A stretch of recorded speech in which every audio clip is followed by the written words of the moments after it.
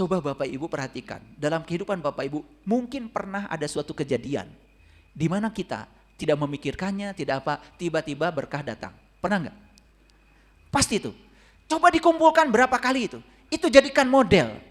Ada patternnya, ada polanya itu. Sekarang lakukan getaran itu untuk yang lebih besar dari itu. Bisa, bisa. Karena semua manusia itu sebetulnya rezekinya tanpa batas. Karena kita punya Tuhan yang tanpa batas. Dunia ini akan cukup buat 8 miliar penduduk bumi yang bersyukur. Dan dunia ini tidak akan pernah cukup untuk satu penduduk bumi yang serakah. Yang penting jangan ada keserakahan. Saya memiliki aset, hampir semuanya menolong. Tidak niat membeli. Dan selalu ada jalan keluarnya. Oke. Nanti suatu saat kalau ingin lebih dalam lagi memang harus khusus bicara tentang ini. Sekarang ini permukaannya aja dulu ya. Sebetulnya di saya ini udah mendesak-desak ini. Rahasia-rahasia yang saya buka. Tapi waktunya tidak akan cukup ini 2 jam. Tetapi permukaan dulu ya. Oke. Lanjut. Gratis ya. Gratis. Wa may yatawakkal 'ala Allah fahuwa hasbuh. Barang siapa yang bertawakal kepada Allah, niscaya Allah akan mencukupkannya. Makanya doa-doa para nabi, para rasul gak panjang kayak kalian. Cukup doanya hasbi Allah. Cukuplah Allah. Tetapi kata-kata itu datang dari pengalaman. Kalau kalian kan ngapalin. Hasbi Allah, ngapalin. Gimana hasbi Allah itu datang dari pengalaman. Merasa cukup dengan Allah. Bagaimana kita merasa cukup dengan Allah? Tahu Allahnya aja enggak. Kenal Allahnya aja enggak. Makanya kuncinya yang paling utama. Kenali dulu Allahmu itu. Kenali Tuhanmu itu. Siapa yang kenal dirinya, maka dia akan kenal Tuhannya. Sebelum mengenal Allah, kenali dulu diri sejatimu. Siapa sesungguhnya kamu? Karena dengan pengenalan akan itu kita tahu cara menempatkan diri di hadapan Allah. Bahkan kita tahu cara berkomunikasi dengan Allah. Dan komunikasi dengan Allah yang saya tahu tidak melalui bahasa-bahasa verbal. Itu casing luarnya. Tetapi komunikasi dengan dia adalah bahasa rasa, bahasa energi, bahasa getaran, bahasa frekuensi, bahasa vibrasi. Innallaha balighu amri. Sesungguhnya Allah melaksanakan segala urusan yang dikehendakinya. Qad ja'alallahu likulli syai'in qadra. Sesungguhnya Allah telah mengadakan ketentuan bagi tiap-tiap sesuatu. Hati-hati memahami ayat ini. Kalau Allah memberi ketentuan terhadap segala sesuatu, bukan berarti rezeki ditentukan oleh Allah. Umur ditentukan oleh Allah. Betul, tetapi cara menentukannya bukan berarti si A 1M, si B 3M, si C 4M. Mau punya Allah kayak gitu? Ya tentu tidak mau. Cara Allah menentukan itu dengan menggunakan hukum getaran. Hukum resonansi. Apa yang kamu pancarkan itu yang akan kamu terima. Makanya ada sebuah kata-kata bijak yang luar biasa. Ukuran yang digunakan untuk mengukur kamu, itu yang akan diukurkan kepada kamu. Paham? Ulangi. Ukuran yang kamu gunakan untuk mengukurmu akan diukurkan kepadamu. Pernah gak kita mengukur diri kita? Saya tidak layak. Pernah? Ukuran yang digunakan untuk mengukur kamu akan diukurkan kepada kamu. Begitu kamu bilang saya tidak layak, kamu akan tentukan sebagai yang tidak layak. Tapi ketika kamu mengatakan saya layak, maka kamu juga akan dilayakkan. Ukuran yang digunakan untuk mengukur akan diukurkan kepada kamu. Ini kata bijak, datangnya dari Nabi Isa alaihissalam. Bukan kata-kata dari orang biasa, dari orang yang sangat intuitif. Jadi para sahabat, cara Allah menentukan tiap-tiap sesuatu itu tergantung kepada cara kita menentukannya. Allah sang fasilitator akan mengikuti apa maunya kita. Jadi semuanya berpulang kepada siapa? Berpulang kepada saya. Silahkan mau langka, mau berkelimpahan, urusan ada pada kita sendiri. Lanjut dulu. Saya sampaikan Quran surat Al-Baqarah ayat 214. Apakah kamu mengira bahwa kamu akan masuk surga padahal belum datang kepadamu sebagaimana halnya orang-orang terdahulu sebelum kamu? Mereka ditimpa malapetaka, mereka ditimpa kesengsaraan, mereka digoncangkan. Sehingga berkatalah Rasul dan orang-orang yang beriman bersamanya, bilakah datangnya pertolongan Allah? Ingatlah sesungguhnya pertolongan Allah itu amat dekat. Ala inna nasrullahi qarib. Ini penghujung ayat ini luar biasa. Perhatikan saya.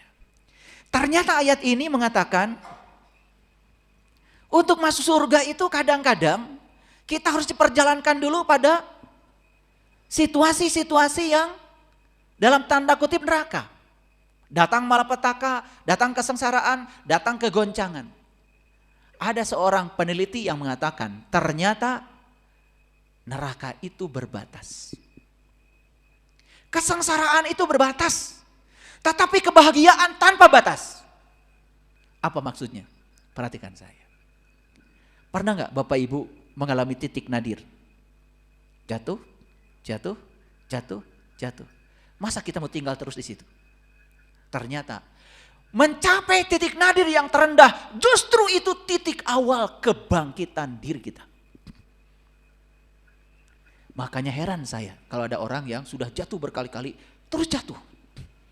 Saya mikir gimana mau bangkitnya. Makanya ada salah satu di YouTube saya, ceramah saya, kajian saya, judulnya jatuh 7 kali, bangkit 8 kali. Gak apa-apa jatuh 7 kali, yang penting bangkitnya lebih besar daripada jatuhnya. Jadi kata Quran surat Al-Baqarah 214, terkadang untuk memasukkan seseorang ke dalam kesadaran baru, dia harus melewati kesadaran-kesadaran yang mengerikan. Maka di ayat ini dikatakan, datang malapetaka, datang kesengsaraan, digoncangkan kehidupannya. Saat itulah baru bertanya, di mana pertolongan Allah? Lalu Allah menjawab, ala inna nasrallahi qarib. Sesungguhnya pertolongan Allah itu dekat. Kan Allahnya juga dekat bersama kita. Dekatnya melampaui urat nadi leher kita. Jadi sebetulnya, kenapa sedekat itu Allah dengan kita? Tetapi seolah-olah pertolongan Allah tidak datang kepada kita. Ingat, yang kita pancarkan dari dalam apa? Karena itu yang dipahami oleh Allah. Jangan-jangan yang dipancarkan dari dalam adalah keraguan, ketidakmungkinan, betul nggak? Ketidakpantasan, ketidaklayakan, itu yang dipancarkan. Itu yang dipahami oleh Allah sebagai bahasa getaran, bahasa energi. Clear sampai di sini? Oke, baik Bapak Ibu. Pernah baca ayat ini kan? Ini Quran surat Al-Baqarah ayat 186. Wa iza sa'alaka ibadi anni fa inni qarib.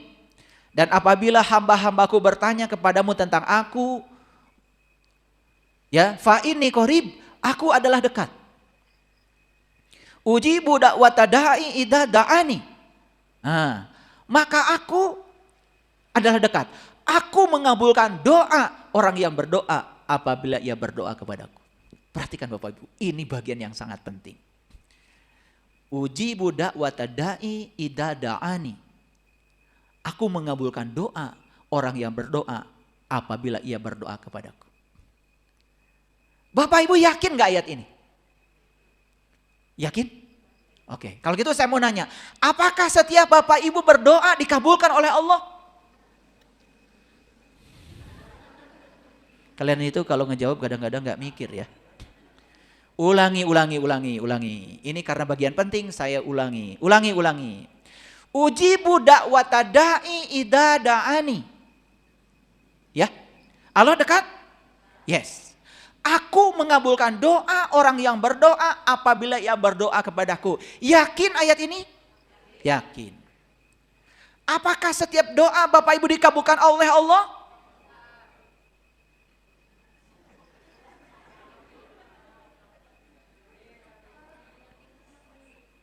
Ada yang berlawanan gak di sini? Terasa ada berlawanan? Itu maksud saya. Tanya saya, kenapa di ayatnya Aku mengabulkan doa orang yang berdoa apabila aku berdoa. Kenyataannya setiap saya berdoa, kok nggak dikabulkan semua? Ada yang berlawanan? Itu tugas saya di sini. Saya bikin supaya tidak berlawanan. Yuk sekarang. Sebetulnya setiap doa yang kita pancarkan itu dikabul oleh Allah. Tetapi yang dikabulkan oleh Allah bukan untaian kata-katamu. Yang dikabul oleh Allah itu adalah yang ada di balik casing itu. Getaran yang ada di dalam dirimu. Contoh, kita minta rezeki kan sama Allah. Saat minta rezeki kepada Allah, perasaan kita sedang kekurangan. Yang sedang didengar oleh Allah itu bukan permintaan rezekimu. Tetapi rasa kekurangan yang ada dalam dirimu. Maka yang datang kekurangan terus, pengkabulan Allah bukan itu. Dikabulkan. Masuk akal sekarang. Kalian itu kebanyakan ngaji yang gak masuk akal. Banyak yang membahas ayat ini tapi gak jelas. Bahkan saya pernah bertanya orang ini, ujibu da'wata da'i idza da'ani. Apabila kamu berdoa, aku akan mengabulkan doa orang yang berdoa. Apabila dia berdoa. Saya tanya, kenapa Allah mengatakan akan mengabulkan doa setiap orang yang berdoa? Tapi faktanya ada doa yang dikabul, ada doa yang tidak dikabul. Bahkan kita ngajarin orang lain, kalau ingin dikabul doa syaratnya ini. Padahal dia juga belum pernah. Ngajarin ke orang aja. Ini yang disebut dengan kebohongan, bodong. Sekarang pahami sekali lagi, kata-kata yang kita ungkapkan lewat mulut kita, itu casing luar. Tetapi yang dibaca oleh semesta, yang dipahami oleh semesta, bukan kata-katanya. Allah tidak berbahasa Arab, Allah tidak berbahasa Sunda, Allah tidak berbahasa Inggris, Allah tidak berbahasa apapun. Karena semua bahasa manusia, buatan manusia. Tapi dia berbahasanya dengan bahasa getaran, bahasa energi, bahasa yang universal, bahasa rasa. Melampaui semua kata-kata. Paham sekarang? Oke. Ya Allah, berikanlah rezeki berlimpah kepadaku. Saat kita meminta rezeki itu, kita sedang merasa kekurangan. Getaran yang dipancarkan dari sini adalah perasaan kekurangan. Itu yang dipahami oleh semesta. Maka kita kekurangan terus. Clear? Dikabulkan enggak? Yakin ayat ini sekarang? Nah, kita memohon rezeki kepada Allah. Tetapi yang mendorong itu dalam diri kita adalah rasa syukur, rasa berkecukupan. Lalu kata-katanya tidak meminta lagi. Ya Allah, terima kasih atas sebuah kelimpahan yang entah Engkau berikan kepadaku. Aku merasa berkecukupan. Aku bahagia dengan semua yang aku miliki saat ini. Permintaan bukan? Permintaan. Tetapi permintaannya beda dengan yang tadi. Ditangkap oleh semesta rasa berkecukupan, rasa berkelimpahan, rasa bahagia. Maka kebahagiaan akan menarik kebahagiaan baru. Datang berkelimpahan. Jadi sebetulnya teknik berdoa kita ini selama ini kacau balau. Sudah bahasa Arab, gak ngerti artinya. Betul gak? Iya. Yang dipancarkan di dalam tuh apa sebetulnya? Niat apa dari dalam? Gak jelas. Kata Allah, permintaanmu tidak jelas.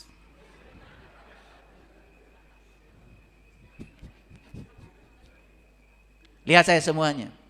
Ya Allah, berikan aku kesembuhan ya Allah. Berikan kesembuhan. Saat kita menyampaikan itu, kondisi batin kita sedang sakit. Sedang merasakan sakit. Betul? Sakit akan menarik sakit.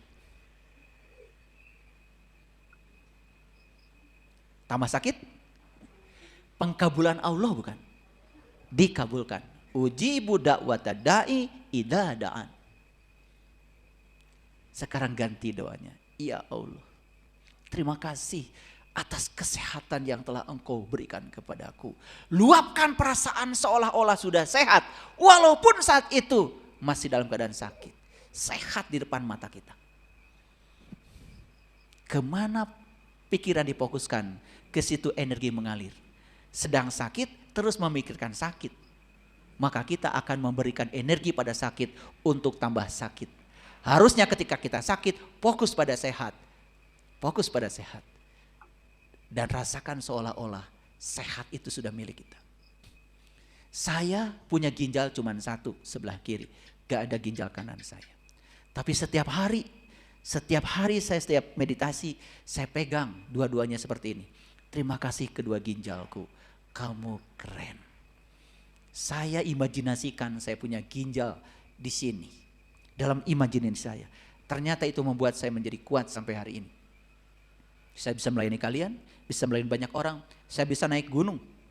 Mengalahkan orang yang ginjalnya 2. Saya bisa lari setiap hari 7 kilo. Habis sahur saya lari. Bukan tidur lagi. Lari 7 kilo setiap hari. Jadi belajar spiritual itu bukan ngumpulin pahala. Belajar spiritual itu menciptakan kehidupan hari ini, di sini, saat ini berkualitas. Sehat, berkelimpahan, merasa berkecukupan, penuh rasa syukur, bahagia setiap saat. Itulah spiritual. Terbaca hari ini di sini buktinya. Makanya kalau mau belajar itu, lihat dulu yang ngajarinya. Bisa membuktikan tidak. Baca doa 1000 dinar, rezekimu berlimpah. Yang ngomong juga, minta sumbangan.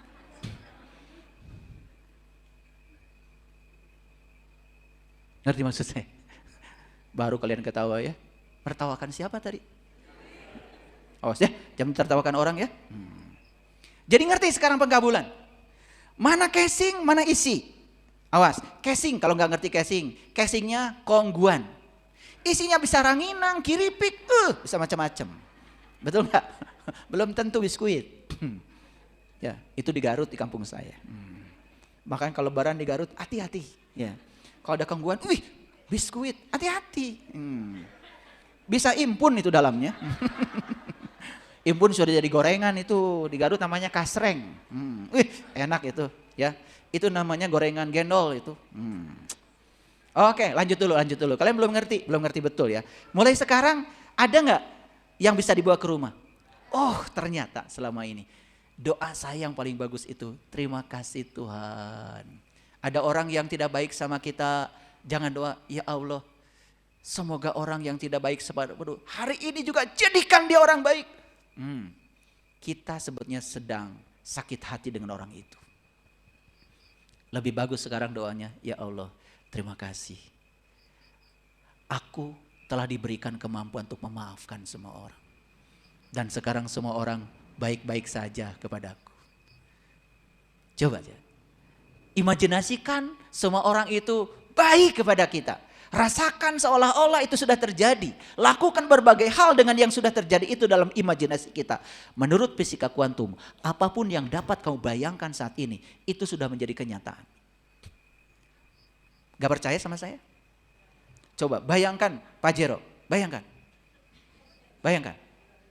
Pak Jero beneran, bukan panas di jero. Pak Jero mobil maksud saya. Iya, ada orang yang datang ke rumah saya, naik apa? Pak Jero ayah. Ini lelucon aja. Itu mobil kamu? Iya ya, panas di jero katanya.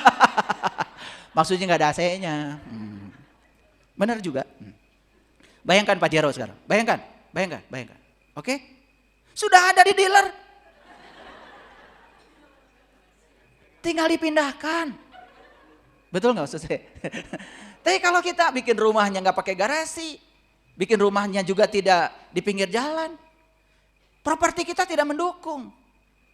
Minta mobil tetapi bikin rumah gak pakai garasi. Harusnya walaupun mobilnya sudah ada, garasinya sudah ada. Itu namanya seolah-olah mobil itu sudah ada di garasi. Bayangkan berulang-ulang, nanti itu mobil akan pindah.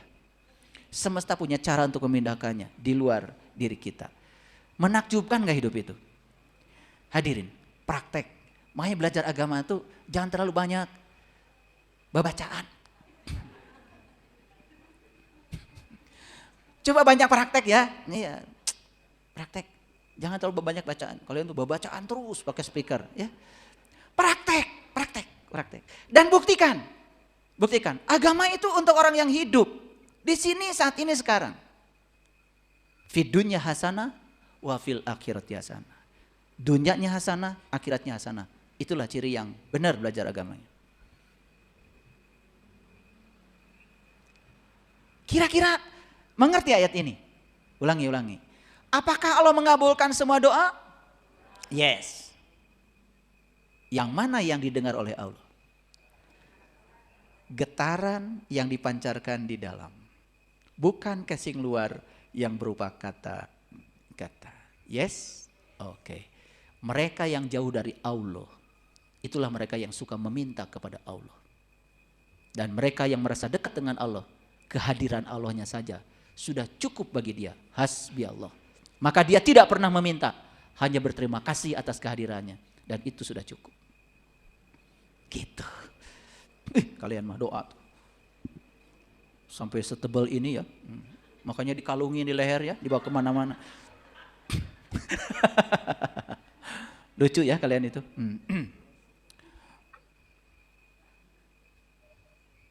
Tetapi ada syarat di dalam Al-Quran. Syaratnya apa? Fal yastajibuli wal yu'minu bi. Maka hendaklah mereka memenuhiku. Dan mereka beriman kepadaku. Jadi syarat untuk kita terhubung dengan Allah, kita harus memenuhi Allah dan iman kepada Allah. Berarti tidak boleh ada sedikit pun keraguan di sini. Itulah penghalang kita selama ini. Memenuhi Allah artinya apa? Hadirkan sifat-sifat Allah ke dalam dirimu. Asmaul Husna bukan dibaca lagi. Diwujudkan dalam bentuk sikap, tindakan. Jadilah Ar-Rahman, Ar-Rahim, Al-Malik, Al-Qudus, As-Salam, Al-Mu'min, As-Sobur. Luar biasa. Ya, boleh nggak dibaca Asmaul Husna? Boleh, untuk pemula. Baca we terus. Ya Rojak, ya Rojak, ya Rojak, ya Rojak, ya Rojak, ya Rojak. Tetapi di sini perasaan kekurangan. Ya.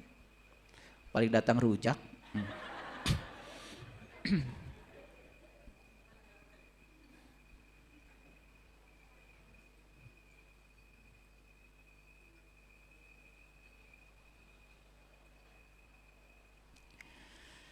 Para sahabat, jadi semesta ini, ruang kosong ini, tubuh ilahi ini,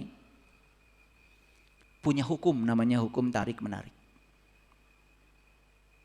Hukum tarik-menarik adalah hukum yang dahsyat, yang membuat segala sesuatu seimbang, dan ini berlaku dalam kehidupan kita. Hal yang serupa, menarik yang serupa. Apa yang kita berikan akan diterima kembali. Ingat ya, apa yang kita berikan akan diterima kembali. Kemana kita memberikannya? Berikan cinta pada pikiran, berikan cinta pada perasaan, berikan cinta pada kata-kata, berikan cinta pada tindakanmu. Cinta yang saya maksud adalah kekuatan positif.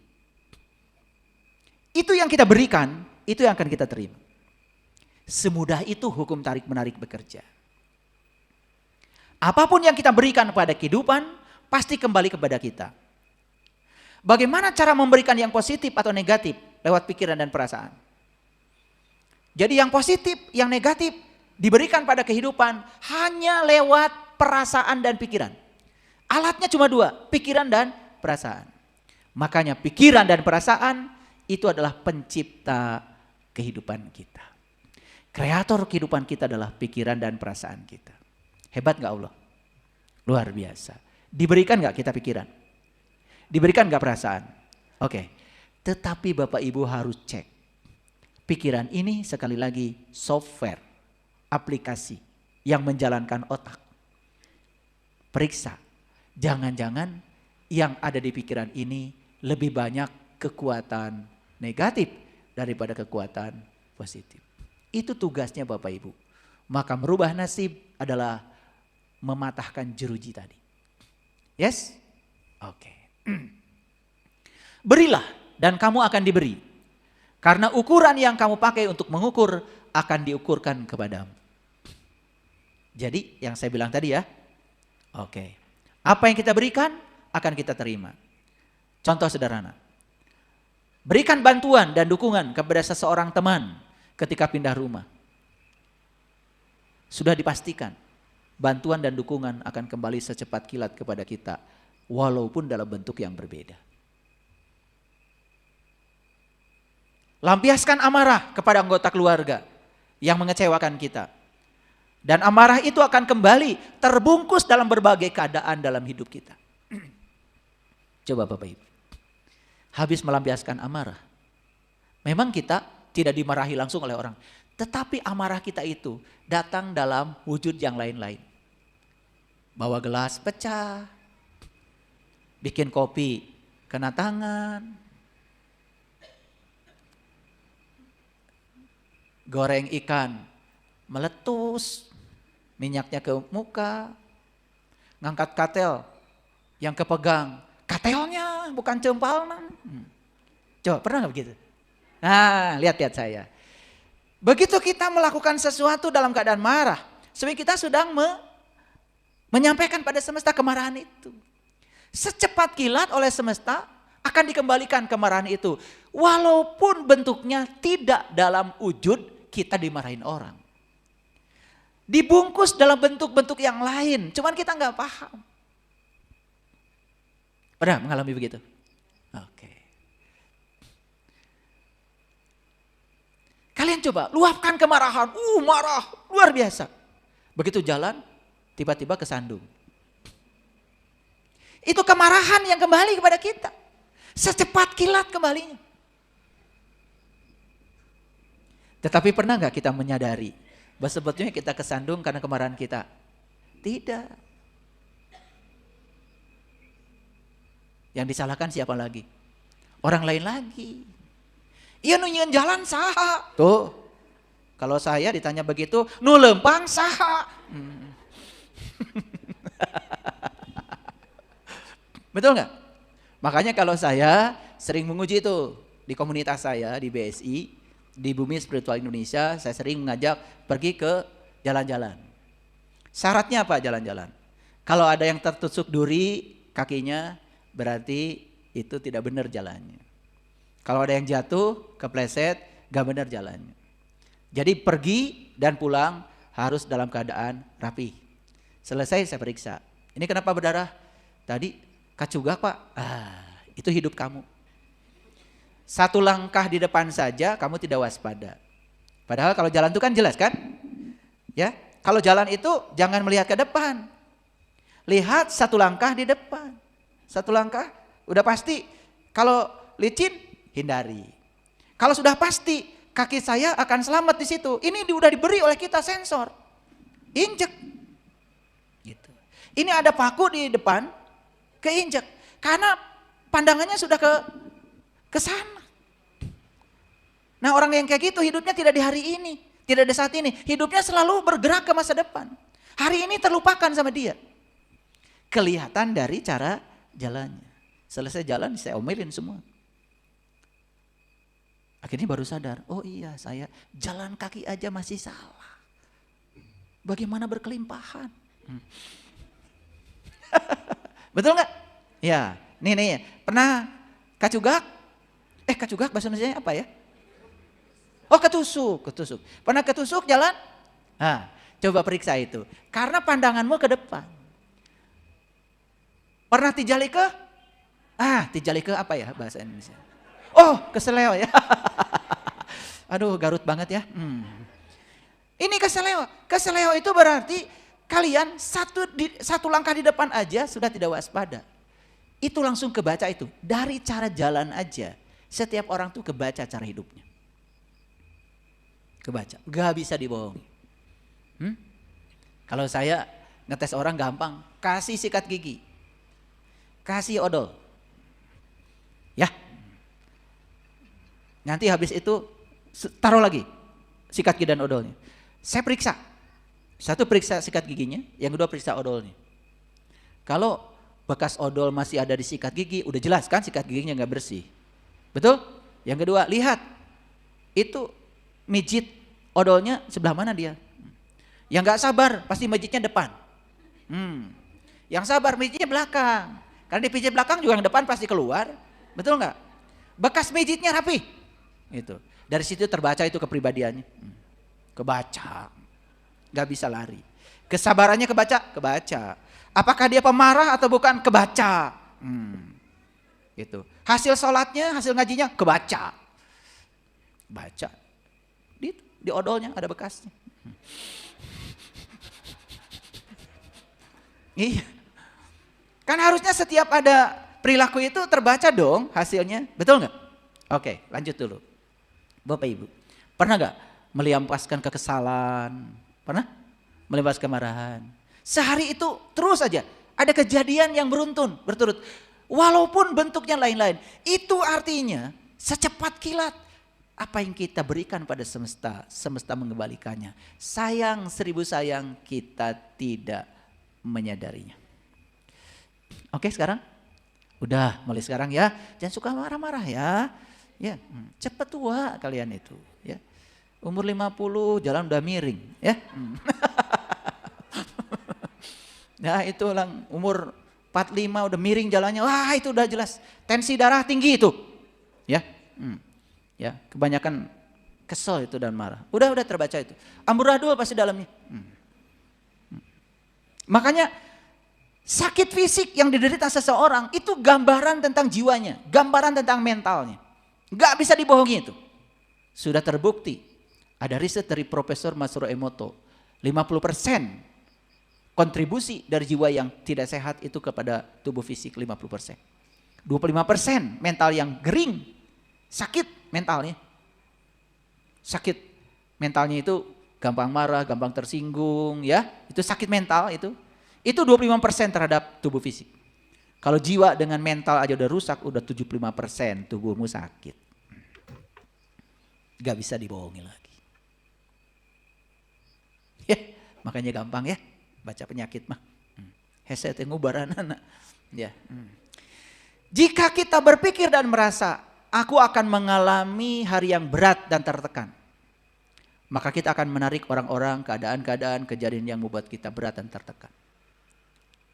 Tapi kalau kita merasa dan berpikir hidup ini sangat menyenangkan, maka kita akan menarik orang-orang, keadaan-keadaan, kejadian-kejadian yang membuat kehidupan kita benar-benar menyenangkan. Secepat kilat. Makanya Bapak Ibu, semakin jelas ya. Semua yang terjadi dalam kehidupan kita saat ini sebetulnya siapa yang menariknya? Kita sendiri.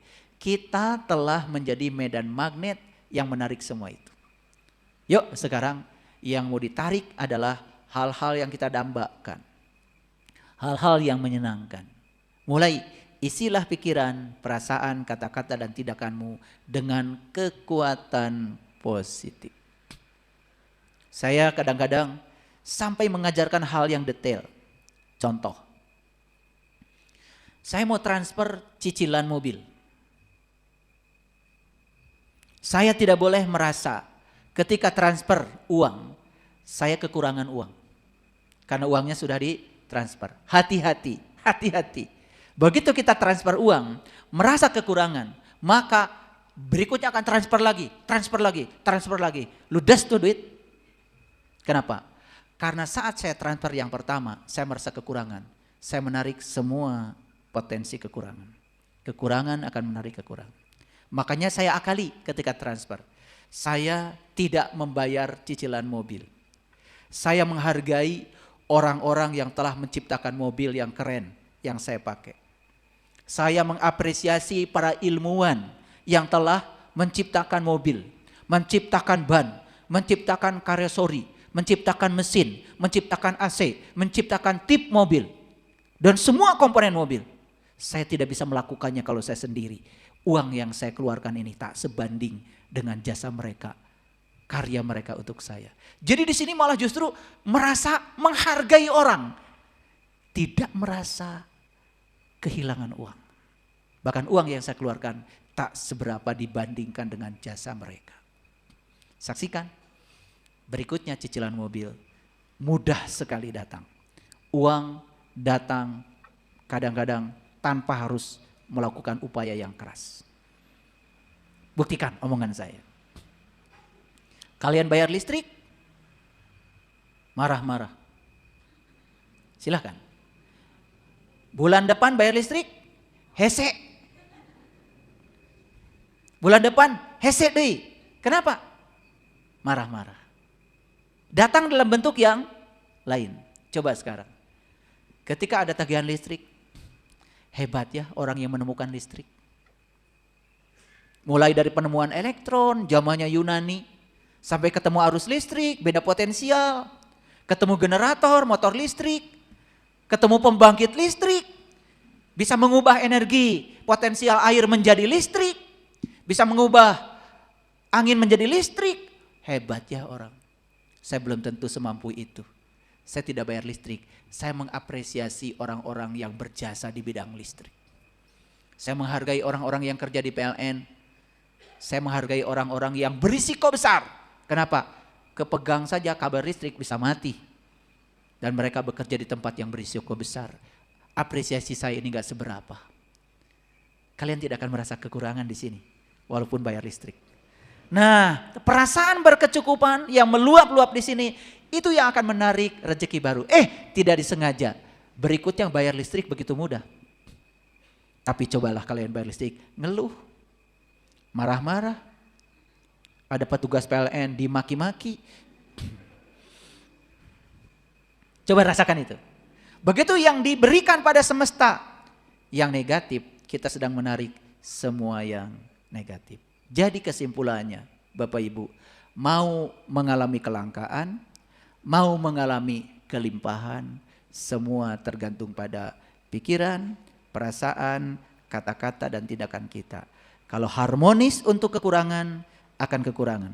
Kalau harmonis untuk kelimpahan, akan kelimpahan. Tidak usah mengubah pekerjaan Bapak Ibu apa. Lakukan saja pekerjaan yang biasa. Tetapi hasilnya luar biasa. Itu pengalaman pribadi saya. Jadi ayat yang mengatakan wa may yattaqillaha yaj'al lahu makhraja wa yarzuqhu min haitsu la yahtasib. Betul-betul lama kelamaan jeruji-jeruji yang memenjarakan pikiran kita, perasaan kita, kata-kata kita dan tindakan kita patah satu demi satu, hari demi hari. Lalu kita bisa terbang bebas menemukan dunia baru yang berbeda. Terima kasih. Assalamualaikum warahmatullahi wabarakatuh.